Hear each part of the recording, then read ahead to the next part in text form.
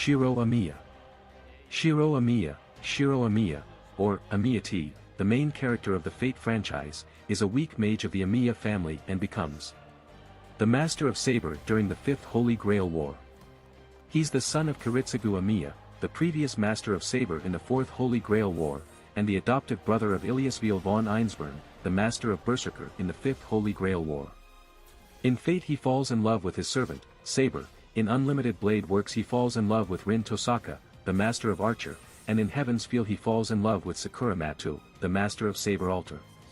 10 years before the start of Fate/Stay Night, Shirou was an ordinary boy living with his parents in Shinto. The Great Fire caused by the wish of Kotomine at the end of the Fourth Holy Grail War killed both his parents and left him mortally wounded within the blaze. He was rescued by Kiritsugu Emiya, who was dejected after the events of the war and, wishing to atone for his actions, saved Shirou's life by embedding Avalon in his body. He then later asked the recovering Shirou if he would like to become his adopted son, fully disclosing his identity as a magus. Shirou agreed and spent the next 2 years persistently asking Kiritsugu to teach him Magecraft. Kiritsugu eventually complied, and though he disapproved of Shirou's desire to learn his craft, he advised applying it in secret, where it could only benefit people and not attract confusion or suspicion. The knowledge he imparted to Shirou was very basic and incomplete, leading him down a dangerous path with little results. Furthermore, and perhaps inadvertently, Kiritsugu passed on his philosophy of wishing to be an ally of justice capable of saving anyone to Shirou. 5 years prior to the Fifth Holy Grail War, Kiritsugu suddenly died, leaving Shirou frustrated, depressed, and alone. He was subsequently watched over by Taiga Fujimura, Shirou's longtime neighbor and his English teacher, and his living expenses were managed by her grandfather, Raiga Fujimura. He later went to a middle school where he encountered Matu Shinji around October of his second year when he had to remake the signboard of the Culture Festival according to the design of third-year students in a single evening. Shinji, who oversaw that throughout the evening, said, "You're an idiot but you actually do a pretty good job," and started to laugh. After starting in Hamurahara school, he met Issei Ryudu and became known as someone who would readily do anything to help others, such as fixing the school equipment. He later joined the archery club, which led to an estranged relationship with Shinji. He missed the target only once during the period that he was enrolled, but even then he said that he saw that it will miss before even shooting it. He withdrew during the summer of his first year due to a bone fracture in his right shoulder he received during his part-time job, which left a burn mark over the skin. The wound itself was nothing major, but Shinji pointed out that it was unsightly for someone with a burn mark to do a formal shooting, so he left the club as it was also a period when he was busy with his part-time job. Their relationship eventually stabilized, but some tension still remained, especially in regard to Shinji's abuse of Sakura Matsu. Shirou also got closer to Sakura as she started to visit his household frequently during the period while he was injured in order to help him cook and clean up the house. Even after he was healed, she continued to come as a member of his surrogate family. Appearance. During in school, he wears his Hamurahara Academy uniform. He is often seen wearing his blue and white long-sleeve baseball jersey t-shirt and blue jeans. In ufotable adaptation of Fate/Stay Night, Shirou wears a black and white jersey zip jacket. Personality.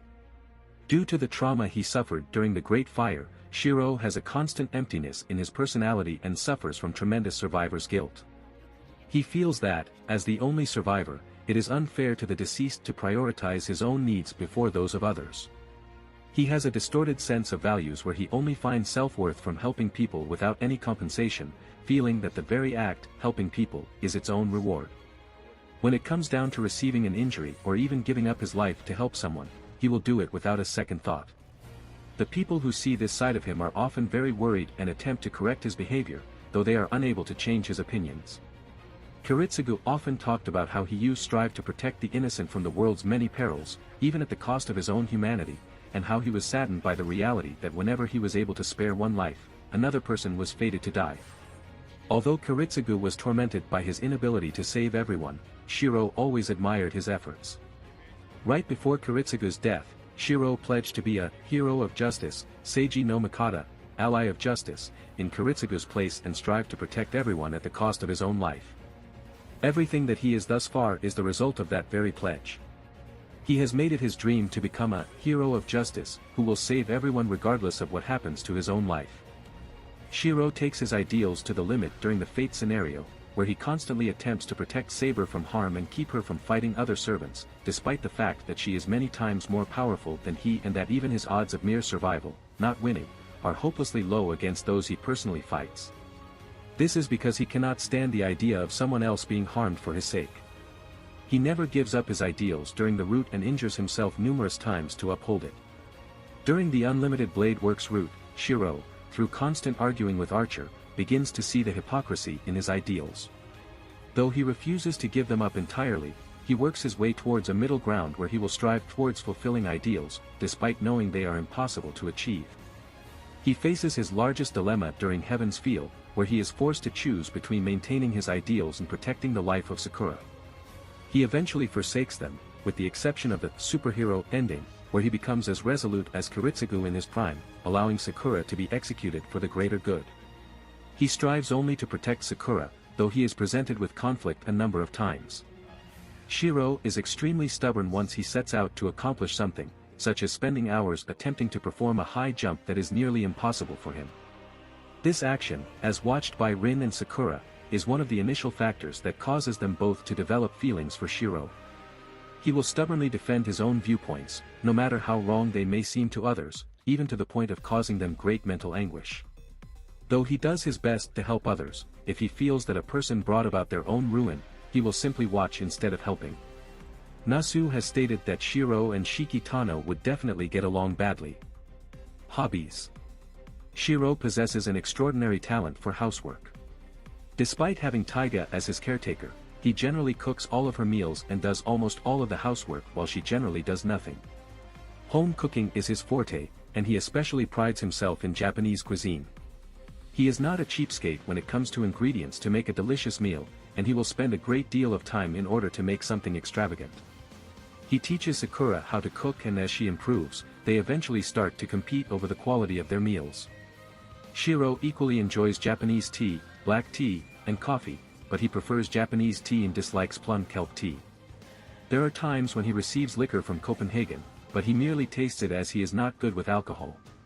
Among the characters of Fate, he is one of the heaviest eaters, losing only to Saber, Berserker, and Lancer.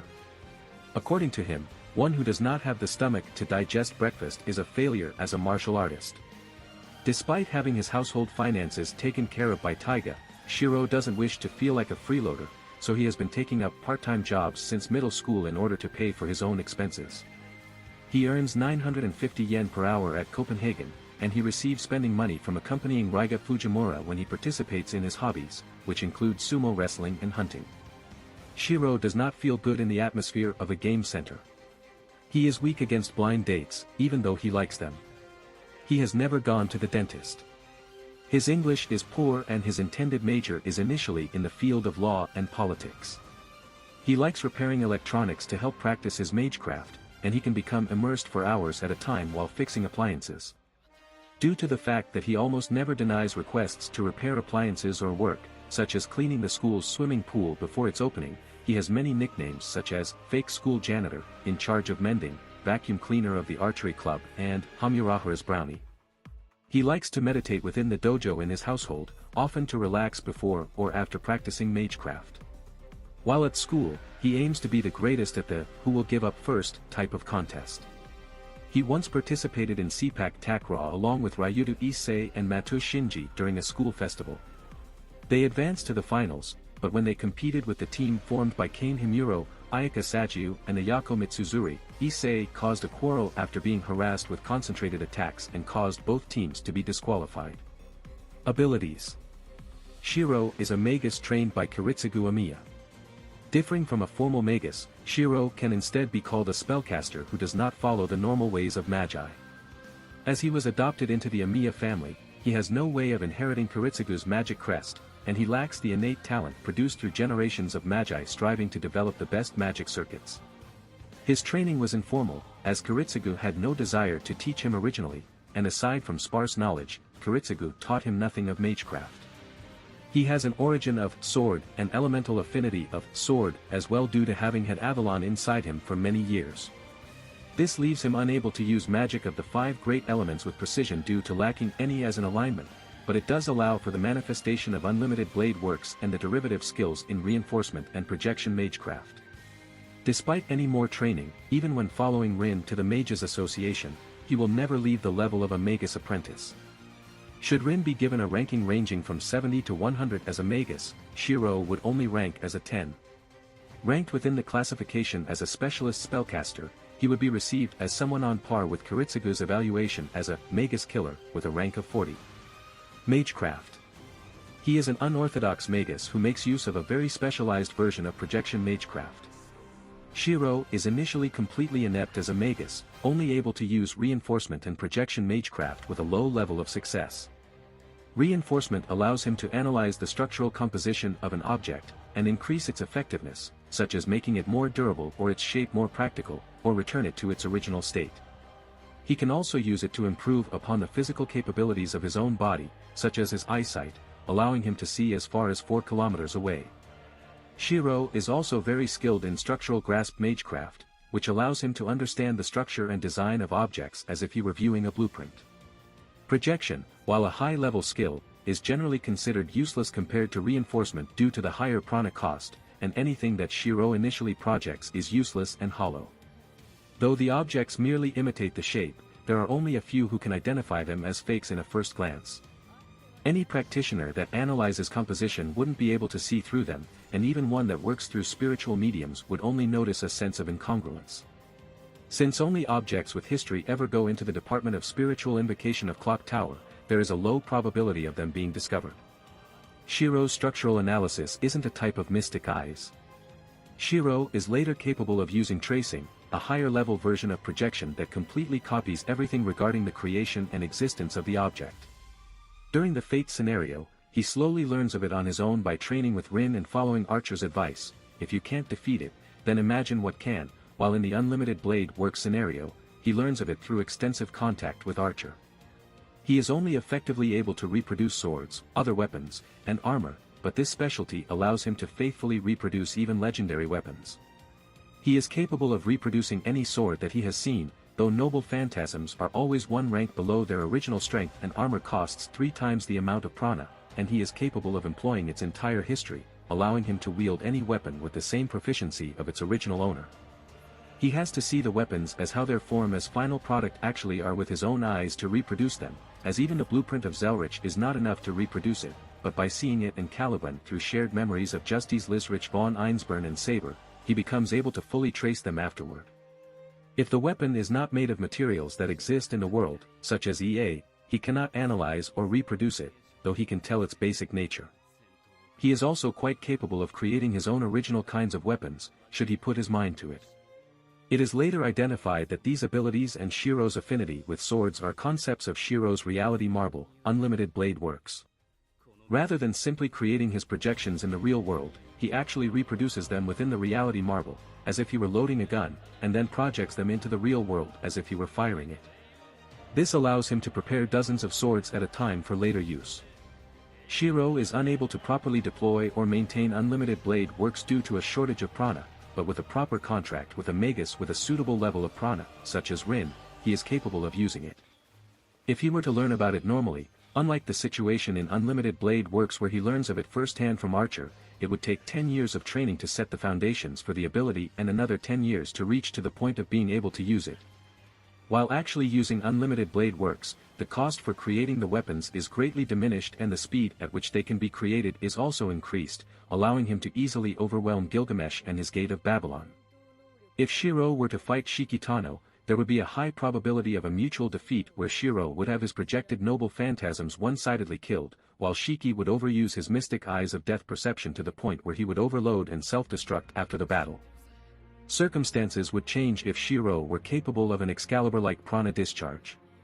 During a fight with Bazette Frogamacrimitz, a professional that specializes in anti-magus combat, he would likely be overwhelmed by her techniques, experience, and tactics, and he would also constantly have the disadvantage that using any of his high-level techniques would leave him susceptible to Fragoraka's instant kill ability. Knowledge.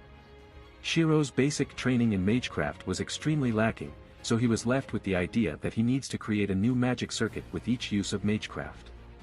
He goes through extremely dangerous training, which he describes as the feeling of inserting a hot iron rod into his spine, where he constantly faces the risk of death in order to develop a new circuit. Though his body has 27 natural magic circuits, they have been abandoned for his nerves, which he made into makeshift magic circuits due to his wrong method of training. Once his real circuits are awakened, he goes through extreme pain and suffering as his nervous system gets used to the new intake of energy. His newly opened magic circuits can barely handle 10 units of prana each. Shirou has Avalon implanted within his body, which saved his life during the Great Fire. This gives him an extremely potent regenerative ability while Saber is summoned due to Excalibur, though it does seem to sustain him even without it as he was able to temporarily survive a fatal blow dealt by Lancer. This allows him to survive numerous fatal wounds, though it works against him in bad endings where he is able to be tortured and mutilated without succumbing to his injuries for a long duration of time. Unlimited Blade Works also seems to protect Shirou by creating blades within his body to reinforce it. He is able to survive a blow to the chest from Rider's dagger, which is repelled as if it is hitting metal. A kick that would have gouged his stomach only knocks him away, and he manages to keep from having his entire body destroyed from an attack by Gilgamesh. The ability seems to go out of control during a bad ending where numerous swords sprout from his dying body, and while his body is fully breaking down in the Heaven's Feel scenario, they are constantly being created and protruding from his skin. He practices basic sword fighting with Saber, though it amounts to little in actual offensive capabilities. While she teaches him, he cannot use her fighting style as a model. He cannot see exactly how she is attacking, and their different physiques makes her impossible to copy. Fate. During Fate, Shirou only learns the basics of his abilities, leading him to only trace Caliban and Avalon. He temporarily utilizes a bow during the second battle with Berserker, having imitated Archer's bow. Shirou's bow is formed by utilizing strengthening Magecraft on a tree branch he had found, and he creates arrows for it in the same manner. It utilizes the same design for the most part, but the arrow rest and grip are amateurish and simple compared to those of Archer's bow. Shirou personally thinks it is ugly and crooked, but it functions properly as a bow. It is also slightly less curved due to Shirou's preference in the Japanese method of shooting. He is only a practitioner of Japanese archery compared to Archer's Western method, so he unconsciously altered the bow into his preferred shape without realizing it. Unlimited Blade Works. Contradiction. Shirou and Archer's connection is a large part of his development in the Unlimited Blade Works scenario. The contradiction of Shirou Emiya and the heroic spirit Emiya existing at once is much like Magecraft that allows one to acquire skills from the past by possessing themselves with a previous self. The more they come into contact, the more of his knowledge and techniques flow into him. The abilities suit him perfectly, as they are Shirou Emiya's optimal technique, perfected over many years of training. It is first noticed after several training sessions with Saber, when he makes a drastic improvement over the previous day. Copying Archer's technique, he begins to make less unnecessary movements, allowing him to desperately avoid her counterattacks rather than become instantly knocked out, and as his body is already fit, just the knowledge of proper techniques can improve his fighting quickly. He is captivated by Kansho and Bakuya, and uses it as a basis for a two-sword fighting style. He doesn't have a basic style, so it is immediately evident that he is copying Archer. The flow of it is so unconscious that he believes that Saber is going easier on him, and his sword is able to automatically parry her strikes even though his body cannot react to them. The effect greatly magnifies after they recognize each other's identities, causing extreme pain as it flows into him. His body begins to break every time they touch, as he has learned too much of his future self while trying to match him in skill. He even begins to obtain Archer's memories, such as the reason behind his hatred for their shared ideals. Projection. Once he learns the true use of projection, he lacks proper training, so even the most basic projections cause him pain, and the majority of the swords generated shatter upon impact due to their low quality. He projects both Archer's sword technique and his reproduction ability, but it is flawed because he doesn't understand that they originate from his reality marble. Unlimited Blade Works cannot be utilized without that realization, and even after coming to that conclusion, he does not have the necessary energy to utilize it on his own. He forms a contract with Rin to have her provide the necessary prana to form his reality marble, and he manages to project a number of weapons from the Gate of Babylon in order to defeat Gilgamesh. Heaven's Feel. Archer's Arm. Shirou does not develop his abilities as he does in the other routes during Heaven's Feel. He uses his basic reinforcement Magecraft on a stick and wooden sword during the early part of the war without grasping onto projection. During the first conflict in the Einsburn forest, he loses his arm while protecting Ilya from the Shadow's explosion. The wound is critical, so Archer, having also suffered a critical wound, tells them to transplant his left arm onto Shirou. Attaching a spiritual body to a normal human body requires a spiritual doctor like Kotomine because the process is more akin to healing the soul rather than the body. Kotomine manages to attach Archer's arm, to replace Shirou's lost arm. It is a foreign substance that should not be there, attached by opposing the natural providence, and joining two separate spiritual bodies is forbidden magic that cannot normally succeed. The formation of spiritual bodies deals with resurrection and restoration of souls, divine mysteries that cannot be handled with Magecraft, so it would normally be that the recipient would die of shock even if the operation was a success in shape. Kotomine expected the completion of the surgery to result in his death, but Archer and Shirou being the same person makes them an exception to the normal rejection. Not knowing of their exact connection, he states that they are suited for each other and not even two twins would be as similar. While the arm would have disappeared had Archer faded away while the surgery was in progress, it is now anchored to Shirou and can be called his own limb. Due to being transplanted while Archer was still in the world, it is part of a heroic spirit that has been connected to his magic circuits, and stays in the world using his own prana. While unconscious, the arm grants him knowledge on Archer, the basis of projection Magecraft, battle experience, and battle information. The sensation feels like his body is burning while countless ants enter the hole in his shoulder that is now sealed with flesh that isn't his own. While the sensation tells him to manage these skills, the level of information and power required feel impossible to him. Even if it becomes familiar with his body, he neither has the skills to handle it or the power to use it without destroying his body. While they are the same person with compatible magic circuits, the power of the arm of a heroic spirit is not something a human can handle. No matter how suited he is to the arm, he cannot use its abilities without it eventually swallowing him due to his body being spiritually far inferior to the arm. It can be considered a weapon more than an arm, and it is referred to as an artificial phantasm, in the scene's title. It passively flows Archer's battle experience and physical abilities into Shirou even while inactive. It acts like an overdose of strength-enhancing drugs, letting him demonstrate abilities beyond his limits. He becomes able to easily leap out of the third-story window of the Einsburn castle, compared to around 8 stories for a normal building, with only temporary numbness and pain upon landing. Unable to strengthen his body, he does bring a large amount of prana to his feet to lessen the impact and believes that landing on asphalt instead of grass would have broken his legs. Ilya mentions that Archer is influencing both his mind and body, making him think that he can easily handle the drop like Archer and toughening his body enough to survive. He can also run 50 km per hour through the uneven terrain of the Einsburn forest. Shroud of Martin. In order to counteract the effects of the arm, Shirou is given a holy shroud, the Shroud of Martin, by Kotomine, as a seal which keeps Archer's circuits from connecting to his body because it has the ability to seal a certain event or return it to normal. It completely wraps around his arm with the exception of his fingers, and while it is initially completely numb, it eventually regains enough functionality after familiarizing with his body to allow him to lead an ordinary life. It would be possible to cut it off, but that would remove his only possible weapon in defeating Zokan. The arm is treated as a different object even if he uses Magecraft, but prana still constantly flows through the body even if Magecraft isn't being used. Despite the shroud cutting off the magic circuits, he will feel a great deal of pain if he doesn't concentrate to form a barrier to keep the foreign substance out of his unstable body when the arm reacts to the energy and tries to activate. It is easy to do once he figures out where the pain is coming from, and he is able to control it to an extent.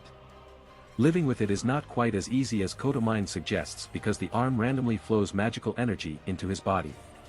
It constantly becomes hotter each time he moves it, and when it overheats, it sends the excess to the rest of his body. While it first feels like he is being burned, he realizes it is more like he is being cut and stabbed by his own body. Simply undoing part of the binding for even a brief moment causes him to completely lose himself as his nerves and senses are overwhelmed by extreme pain and the feeling of impending death.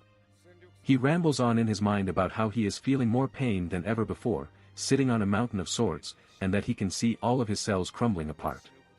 He regains his senses a few seconds afterward, and he cannot remember the exact happenings during that period. He is able to manage at times, but also suffers a great deal of pain in intervals to the point of wishing to simply cut it off, or even risk removing the shroud to stop the pain. Its existence brings him true fear of an unavoidable death and utter obliteration, making it the first he has felt such since the fire 10 years before. His ability to suppress the infringement from the arm even with the shroud is limited to a certain extent. Kodomine believes that the arm will consume him within 10 years, but it is possible for him to live to an old age if he trains to become a magus worthy of matching the arm in order to seal it without the shroud. It is not an imminent threat, so he would have enough time to attempt do so if he wished. Rin also shares part of her magic crest with him as a warding sign. She is able to transplant a small part of her crest by placing her left hand on his body, comprehending it, and sharing her warding crest. While she was planning on giving him the capability to use a switch for his magic circuit, being able to turn it on and off is too dangerous in his current state. She instead performs it to suppress the magical energy by placing needles in his left shoulder, belly button, and throat so that the arm won't be connected to him unless he wishes for it. It also grants a resistance to magical energy, so that something that passively absorbs energy like the shadow will have less of an effect on him. Her crest cannot familiarize itself with someone not from the Tosaka family, so it is a makeshift that won't even last a week. Projection. Shirou is currently observing Archer's Magecraft rather than Shirou's Magecraft, so he cannot use projection in his current state without invoking the abilities of the arm. Ilya states that he will eventually obtain his own usage of projection Magecraft, but it is still only a possibility at his current level. His own projection is still at the level where it will fail constantly due to his misunderstandings, but drawing on Archer's knowledge without invoking the arm can force him to level up quickly. He can loosen the shroud slightly in order to practice retrieving Archer's knowledge without breaking the seal and only getting a small reaction. With help from Rin's magic crest to increase his magic resistance and Ilya to protect his consciousness, he is able to experience Archer's projection by interacting with the arm like opening a magic circuit. The knowledge is like poison, but the arm will continuously flow its experience into him. It is similar to pouring 100 units of fuel into a container that can only hold 10, and he will likely only gain from less than a tenth of the agony he will endure. The knowledge disrupts his memories and leaves him with a large blank space after replacing the shroud. Projecting directly with Archer's abilities requires the removal of the shroud, and while he may be able to recall the activation spell gained from Archer's knowledge, it would destroy his body to attempt using it. It can easily be removed at any time for instant access to the full extent of Archer's power. It is not something that lessens his life with each use, but the activation of a time bomb that will ultimately lead to his death the second he removes the shroud.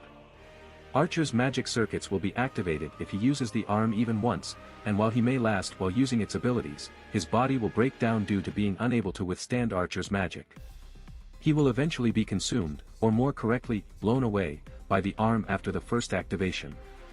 Once it is removed, Shirou instantly gains access to Archer's magic circuits, battle experience, and techniques, but he cannot deploy unlimited blade works due to the drastic change in his own inner world by giving up on his ideal of being an ally of justice.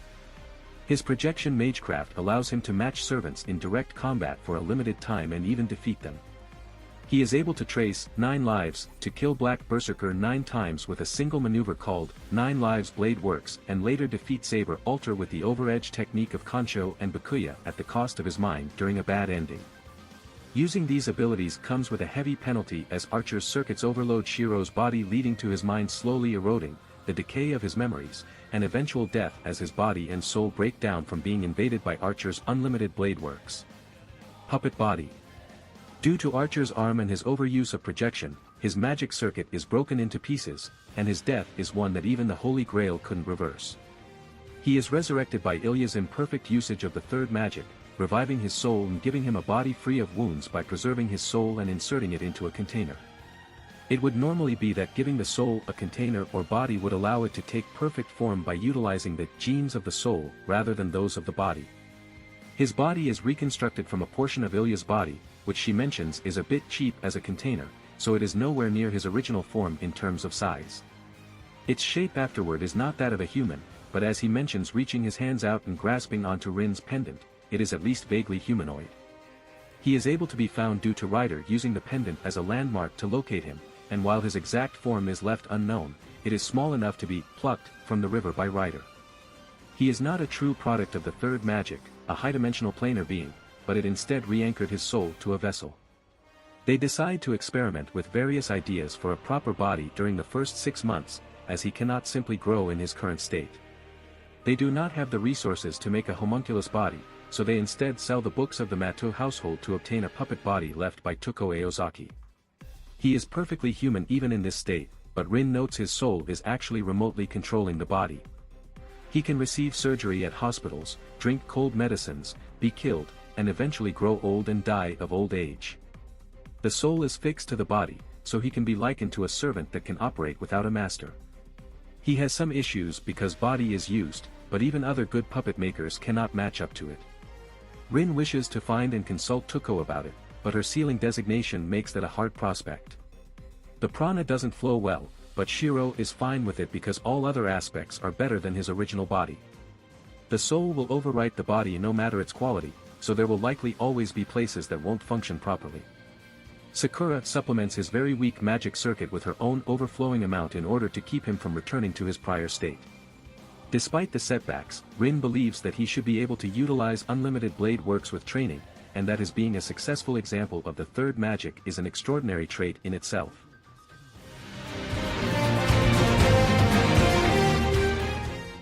If you like this content, don't forget to like and subscribe. See you later, bye bye.